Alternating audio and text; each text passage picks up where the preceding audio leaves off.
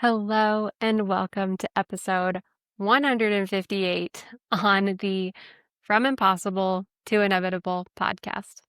I am your host, Megan Bauer. Thank you so much for joining me today and pushing play on today's episode.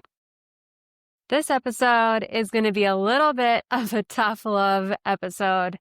So please trust that I deliver it with love and good intentions. This is not a place to take on any shame on yourself, for sure. That's not the intention. I read something once that was really like, this isn't the topic, but it's a good precursor that really changed my perspective on like beating myself up about stuff. And I can't remember where I read it or who said it or any of that, but it is not mine.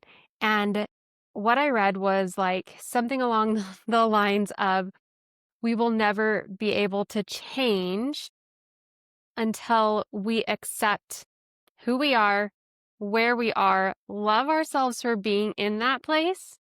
And then from there, we'll be able to love ourselves into making changes, into being different, into that growth. But trying to shame or guilt ourselves into it doesn't actually work. It's not actually sustainable. And it doesn't even feel good. So don't go to that place. Or if you do go to that place, redirect out of it because that's not the intent of this episode. So today I'm talking about commitments, and I'm talking about commitments that you make to yourself. I'm going to do this thing. I'm finally going to install this habit. I'm finally going to whatever. We make this commitment to ourselves, and a lot of the times we fall through. That just happens, right? Like they've done so much research. There's so many statistics or percentages or whatever on, New Year's resolutions. And when there's like a date even on like when the most people fall off the bandwagon. I think it's like, I want to say it's sometime in February, like February 16th or something like that, that most people are like totally discouraged. They've given up. They're just moving on with their life, mostly in the same way they lived it last year. And I've been thinking about this idea of commitments because it's such an important one. Like, if we can get a hold on this, if we can figure this out, then that would be a game changer, right? Like, we would be able to really, really move forward. And I wrote this down in my journal once. I was like, if every single day I wrote down a to-do list and I accomplished that to-do list, holy hell, my life would be different. Like, it's amazing what we carry on forward from day to day that we just didn't get to, haven't done, didn't want to, whatever it was. Okay. So this idea of commitment, because if we actually follow through on what we tell ourselves we're going to do, that can be a huge game changer. So as I was thinking about this, I realized something that really struck me, and I don't feel like I've never heard this anywhere. So I'm not saying it's not anywhere, but I've never heard this anywhere. So it might be a new idea to you too. I believe we are actually incredibly committed people. Really, we have commitment nailed down. There are people who are just like sporadic and wild and aren't committed to anything that we can visually see. But I believe we are actually incredibly, incredibly committed people. The thing is what are we committed to? What are we committed to? So when I started my morning routine, I was recommitting. I was trying again, after failing for a decade, I was trying again to install this morning routine habit. But in order to commit myself to this morning routine, I had to release the commitment that I had to sleeping in. I had to release the commitment that I had to my comfort zone. I had to release the commitment that I had to that version of myself and that identity. I'd always loved sleeping in. Always. I love it when my dad when I talk about, my morning routine, and my dad's just like, I can't believe you did this. Like, you've always loved sleeping in. Like, that's always been your thing. You getting up early has never been part of who you are. I had to release that identity, right? I had to release the fears associated with that because there were some, and it was like, I was going on late walks with my friends. Well, that had to stop because I had to go to bed earlier because I was getting up earlier. And so it's like, will my friends still like me? Will they still want to hang out with me? Will they work with me to figure out other times to go on walks together? Because now I've got this that is really important to me. So I had all of these things that I had to release commitments to in order to fully commit myself to my morning routine. We forget that part. We forget that part.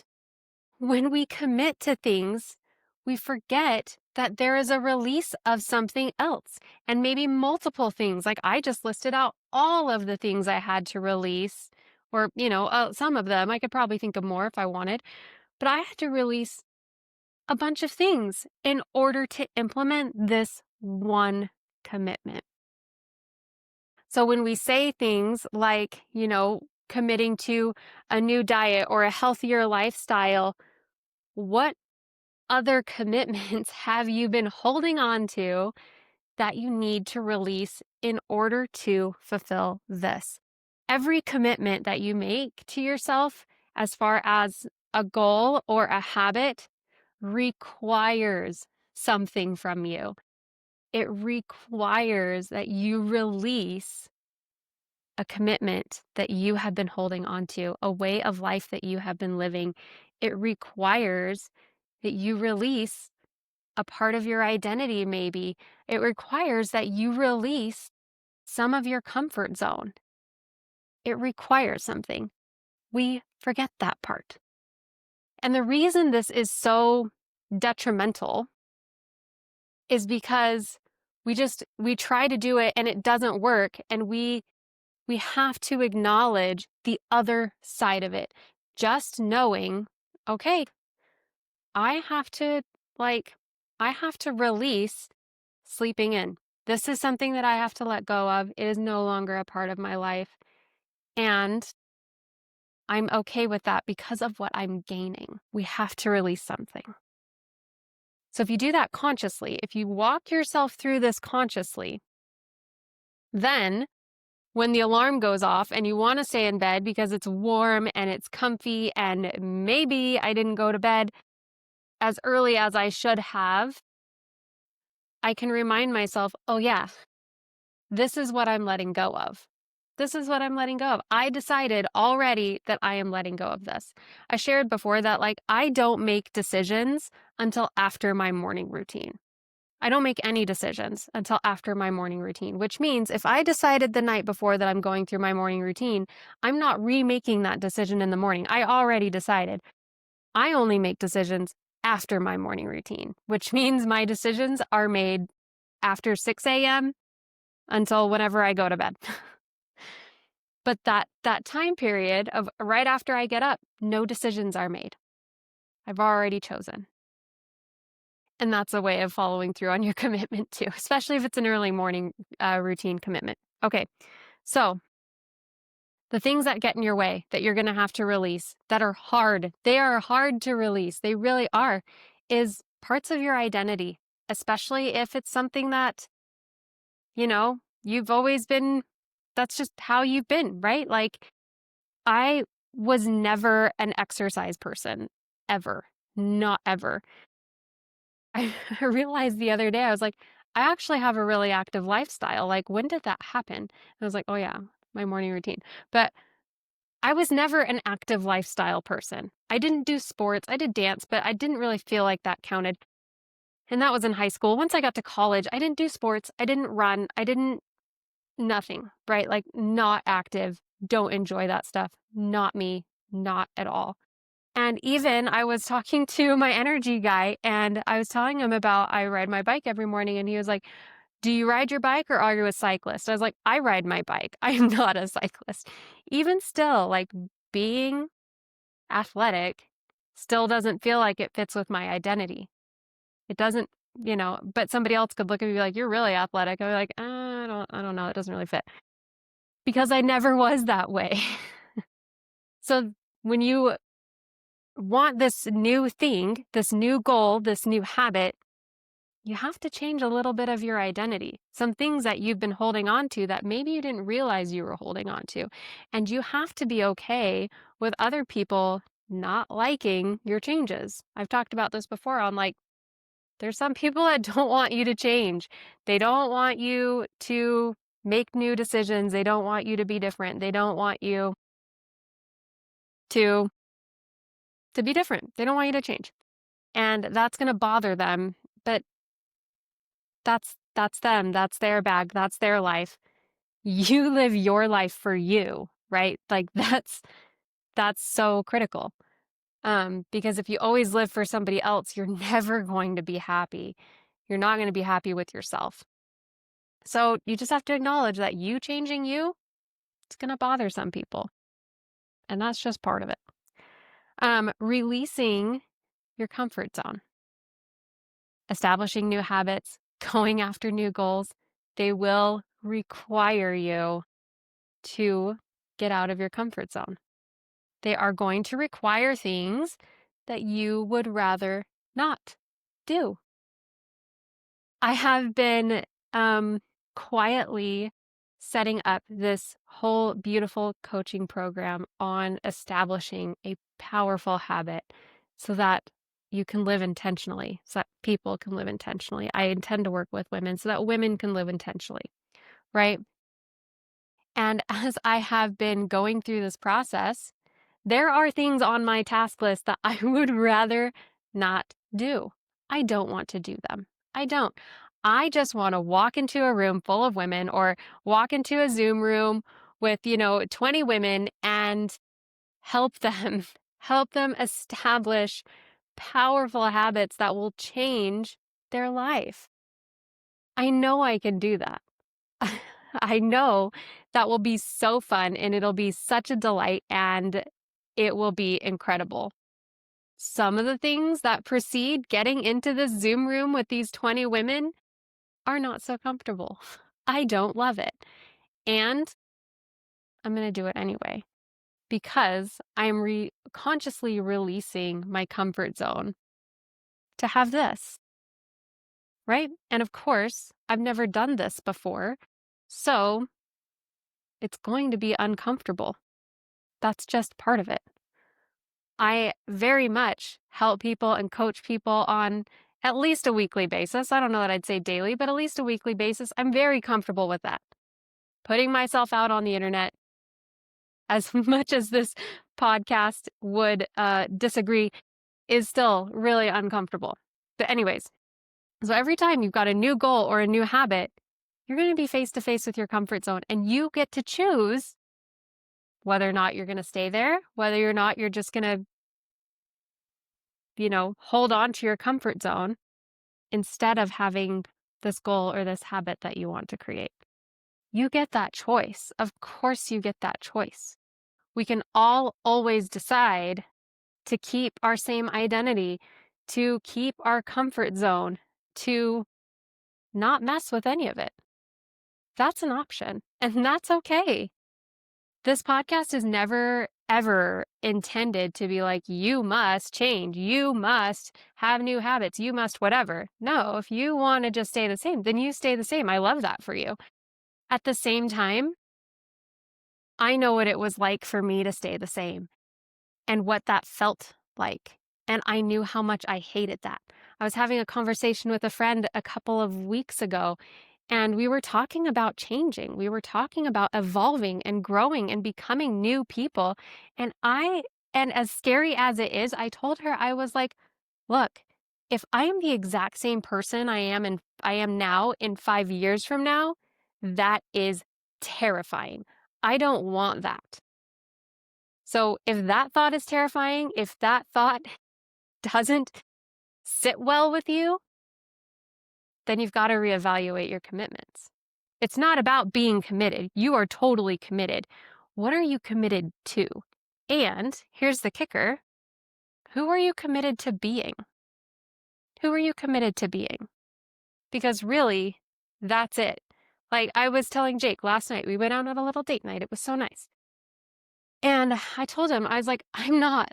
In the beginning, I was totally committed to my morning routine. When I first started it, I was really committed to it.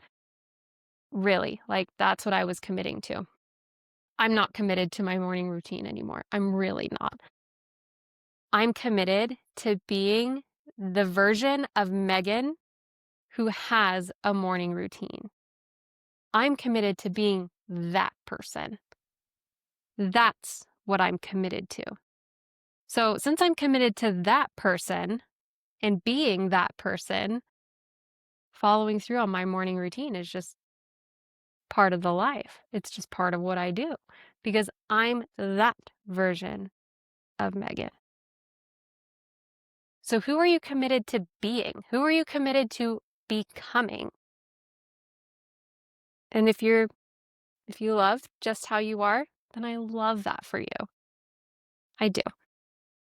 And I want you to just embrace that and be like, dude, I got it all figured out. Love that for you. If you don't, then reevaluate your commitments and where you need to release and consciously release and know that it's just part of the growth, right? Part of the growth. Like we have these plants, not me personally, people generally in the world, right? You start a plant in one pot and it outgrows that pot, right? And then you have to replant it into another pot. And then it outgrows that pot and you have to replant it into another pot and another pot, right? You have to release the previous pot in order to go into the next pot, right? You are the plant. And if you're good with your size, you're good with your pot, then great, stay there. And if you're not, you have to release the pot. You have to release the pot in order to grow and expand in the next one. So think of it like that. That's a great analogy. I didn't even think about that analogy to right now. I do have a plant on my desk, but I don't think it's going to ever outgrow that pot because I don't think it's that kind of plant. But and it's looking a little sad. We all know, or we should know, I'm really not the best with plants. Okay, so that's what I have for you today. If you don't love what you've been committed to, release it. Let it go. And that's a process. Simple, not easy, right? Release what you've been committed to, walk yourself through it, and recommit to whatever it is. And know that when you commit to a new goal or a new habit, it's going to require you to do things you'd rather not do. That is part of it. Are you willing to do that? Are you willing to go through the discomfort? Are you willing to do the things you don't want to do? Maybe yes, maybe no. But you get to decide.